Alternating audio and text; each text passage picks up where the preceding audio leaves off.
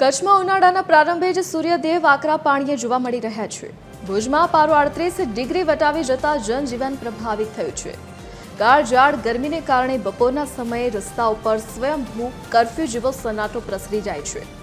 લોકો બપોરે બહાર નીકળવાનું ટાળી રહ્યા છે અને ઠંડા પીણા કે છાશનો સહારો લઈ રહ્યા છે।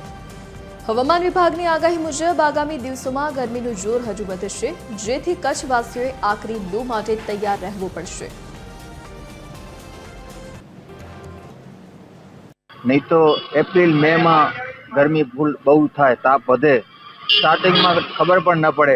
हाल तो अत्यारे एवुं छे कि पब्लिक पण अत्यारथी असर बतावी रही छे।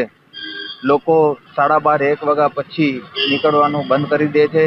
5:30 6 वाग्या पहेला निकळवानुं पसंद नथी करता, एटले गरमी सखत लागी रही छे। स्टार्टिंग जो 38 होय तो मने लागे छे आवता महीने तो 42 43 पहोंची जशुं।